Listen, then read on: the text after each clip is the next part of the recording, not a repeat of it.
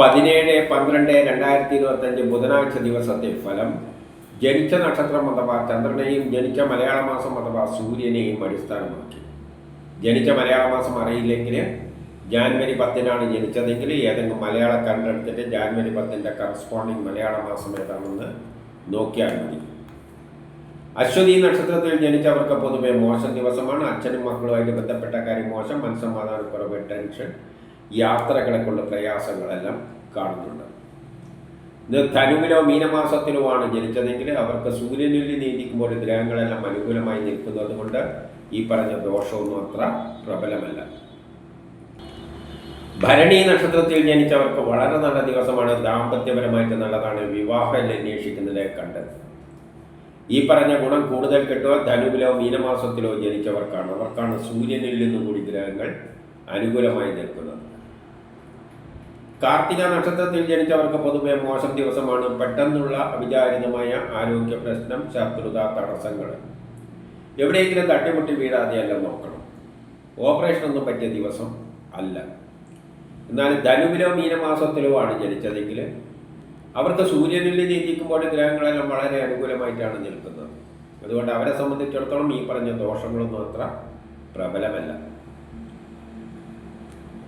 രോഹിണി, മകയിരം, തിരുവാതിര എന്നീ നക്ഷത്രങ്ങളിൽ ജനിക്കുകയും അവരുടെ ജന്മമാസം ധനുവോ മീനമോ ആവുകയാണെങ്കിൽ കേസു അടക്കലുണ്ടെങ്കിൽ അനുകൂലമായ തീരുമാനമുണ്ടാകും. ആരോഗ്യപരമായിട്ട് നല്ലതാണ്. ടെസ്റ്റ് ട്രോഫി പോലെയുള്ള നല്ലതാണ്. മത്സര പരീക്ഷകളിലെല്ലാം വിജയിക്കും. എല്ലാ കാര്യത്തിലും വിജയം നേടുന്നൊരു ദിവസമാണ്. മറ്റുള്ള മാസങ്ങളിലാണ് ജനിച്ചതെങ്കിലും ഈ പറഞ്ഞ ഗുണമെല്ലാം കിട്ടും. പക്ഷേ ദാമ്പത്യപരമായിട്ട് അത്ര നല്ലതല്ല. വിവാഹ കാര്യങ്ങൾക്കെല്ലാം തടസ്സങ്ങൾ കാണുന്നുണ്ട്. വിവാഹവുമായിട്ട് ബന്ധപ്പെട്ട കാര്യങ്ങൾക്കൊന്നും അത്ര നല്ല ദിവസം അല്ല. പുണർത്തം, പൂയം നക്ഷത്രത്തിൽ ജനിക്കുകയും അവരുടെ ജന്മമാസം ധനുവോ മീനമോ ആവുകയാണെങ്കിൽ കേസു അടക്കലുണ്ടെങ്കിൽ അനുകൂലമായ തീരുമാനമുണ്ടാകും. ആരോഗ്യപരമായിട്ട് നല്ലതാണ്. ടെസ്റ്റ് ട്രോഫി പോലെയുള്ള നല്ലതാണ്. മത്സര പരീക്ഷകളിലെല്ലാം വിജയിക്കും. മറ്റുള്ള മാസങ്ങളിലാണ് ജനിച്ചതെങ്കിൽ ഈ പറഞ്ഞ ഗുണമെല്ലാം കിട്ടും. പക്ഷേ മക്കളുമായിട്ട് ബന്ധപ്പെട്ട കാര്യം മോശം, മനസ്സമാധാനക്കുറവ്, ടെൻഷൻ. ആയില്യം നക്ഷത്രത്തിൽ ജനിച്ചവർക്ക് പൊതുവെ മോശം ദിവസമാണ്. മക്കളും മാതാവുമായിട്ട് ബന്ധപ്പെട്ട കാര്യം മോശം, മനസ്സമാധാനക്കുറവ്, ടെൻഷൻ. കുടുംബപരമായി, സാമ്പത്തികപരമായി, വിദ്യാഭ്യാസപരമായിട്ട് അത്ര നല്ലതല്ല. വസ്തുവാഹനങ്ങളിലൂടെയെല്ലാം ധനനഷ്ടം സംഭവിക്കാം. അതുകൊണ്ട് വസ്തുവാഹനങ്ങളൊന്നും വാങ്ങാനും വിൽക്കാനും പറ്റിയ ദിവസമല്ല. വീട് നിർമ്മാണത്തിന് തടസ്സങ്ങൾ കാണുന്നുണ്ട്. മാതാവുമായിട്ട് ബന്ധപ്പെട്ട കാര്യങ്ങൾക്കൊന്നും അത്ര നല്ല ദിവസമല്ല. എന്നാൽ ധനുവിലോ മീനമാസത്തിലോ ആണ് ജനിച്ചതെങ്കിൽ അവർക്ക് സൂര്യനിൽ നീതിക്കുമ്പോൾ ഗ്രഹങ്ങളെല്ലാം വളരെ അനുകൂലമായിട്ടാണ് നിൽക്കുന്നത്. അതുകൊണ്ട് അവരെ സംബന്ധിച്ചിടത്തോളം ഈ പറഞ്ഞ ദോഷങ്ങളൊന്നും അത്ര പ്രബലമല്ല. മകം നക്ഷത്രത്തിൽ ജനിച്ചവർക്ക് പൊതുവെ മോശം ദിവസമാണ്. മക്കളുമായിട്ട് ബന്ധപ്പെട്ട കാര്യം മോശം, മനസ്സമാധാനക്കുറവ്, ടെൻഷൻ എല്ലാം കാണുന്നുണ്ട്. എന്നാൽ ധനുവിലോ മീനമാസത്തിലോ ആണ് ജനിച്ചതെങ്കിൽ അവർക്ക് സൂര്യനിൽ നീതിക്കുമ്പോൾ ഗ്രഹങ്ങളെല്ലാം വളരെ അനുകൂലമായിട്ടാണ് നിൽക്കുന്നത്. അതുകൊണ്ട് അവരെ സംബന്ധിച്ചിടത്തോളം ഈ പറഞ്ഞ ദോഷങ്ങളൊന്നും അത്ര പ്രബലമല്ല. അതേസമയം അവർ ഉദ്ദേശിച്ച മറ്റു ചില കാര്യങ്ങളെല്ലാം സാധിച്ചെന്നും വരാം. പൂരം നക്ഷത്രത്തിൽ ജനിക്കുകയും ജനിച്ചവർക്ക് വളരെ നല്ല ദിവസമാണ്. പുതിയ കർമ്മങ്ങളെല്ലാം തുടങ്ങാൻ പറ്റിയ നല്ലൊരു ദിവസമാണ്. അതിനുള്ള ഉത്സാഹവും തൻ്റെ ഇടയിലും കാണും. സഹോദരാദികൾക്കെല്ലാം നല്ല ദിവസമാണ്. എന്തൊക്കെ പുതിയ തുടങ്ങാൻ പറ്റിയ നല്ലൊരു ദിവസമാണ്. ഈ പറഞ്ഞ ഗുണം കൂടുതൽ കിട്ടുക ധനുവിലോ മീനമാസത്തിലോ ജനിച്ചവർക്കാണ്. അവർക്കാണ് സൂര്യനിൽ നിന്നുകൂടി ഗ്രഹങ്ങൾ വളരെ അനുകൂലമായി നിൽക്കുന്നത്. ഉത്രം നക്ഷത്രത്തിൽ ജനിച്ചവർക്ക് പൊതുവെ മോശം ദിവസമാണ്.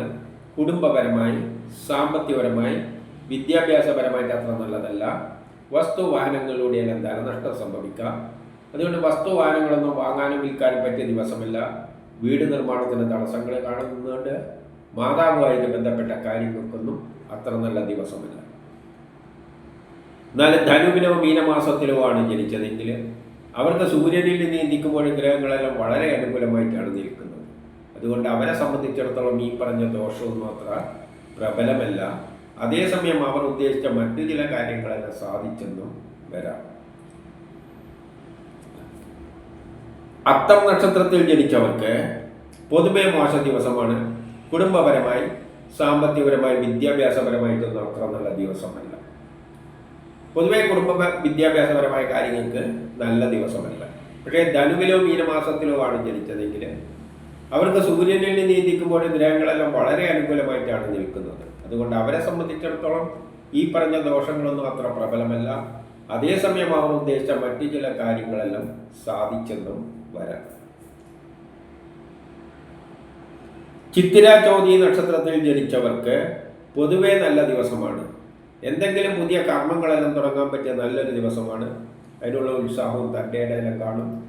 സഹോദരാദികൾക്കെല്ലാം നല്ല ദിവസമാണ്. ഈ പറഞ്ഞ ഗുണം കൂടുതൽ കിട്ടുക ധനുവിലോ മീനമാസത്തിലോ ജനിച്ചവർക്കാണ്. അവർക്ക് സൂര്യനിൽ നിന്നുകൂടി ഗ്രഹങ്ങൾ വളരെ അനുകൂലമായിട്ട് നിൽക്കുകയാണ്. വിശാഖം നക്ഷത്രത്തിൽ ജനിച്ചവർക്ക് വ്യക്തിപരമായ കാര്യങ്ങൾക്കെല്ലാം നല്ല ദിവസമാണ്. എന്തെങ്കിലും വ്യക്തിപരമായിട്ടുള്ള എന്തെങ്കിലും ഉണ്ടെങ്കിൽ അതിന് വളരെ നല്ല ദിവസമാണ്. ആരോഗ്യപരമായിട്ട് നല്ല ദിവസമാണ്. എല്ലാ കാര്യത്തിനും ഒരു ഉന്മേഷമെല്ലാം കാണും. സമൂഹത്തിൽ ഒരു അംഗീകാരം കിട്ടുന്ന തരത്തിലുള്ള ദിവസമാണ്. ഈ പറഞ്ഞ ഗുണം കൂടുതൽ കിട്ടുക ധനുവിലോ മീനമാസത്തിലോ ജനിച്ചവർക്കാണ്. അവർക്കാണ് സൂര്യനിൽ നിന്നും കൂടി ഗ്രഹങ്ങൾ അനുകൂലമായി നിൽക്കുന്നത്. അനിഴം നക്ഷത്രത്തിൽ ജനിച്ചവർക്ക് പൊതുവെ മോശം ദിവസമാണ്. കുടുംബപരമായി, സാമ്പത്തികപരമായി, വിദ്യാഭ്യാസപരമായിട്ടൊന്നും അത്ര നല്ല ദിവസമല്ല.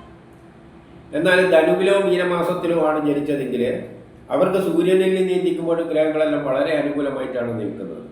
അതുകൊണ്ട് അവരെ സംബന്ധിച്ചിടത്തോളം ഈ പറഞ്ഞ ദോഷങ്ങളൊന്നും അത്ര പ്രതിഫലമല്ല.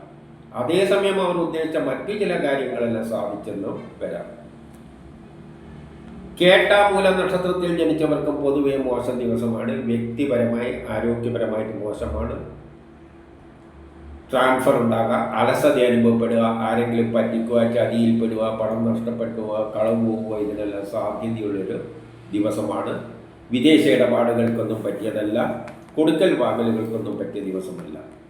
പക്ഷേ ധനുവിലോ മീനമാസത്തിലോ ആണ് ജനിച്ചതെങ്കിൽ അവർക്ക് സൂര്യനിൽ നീന്തിക്കുമ്പോൾ ഗ്രഹങ്ങളെല്ലാം വളരെ അനുകൂലമായിട്ടാണ് നിൽക്കുന്നത്.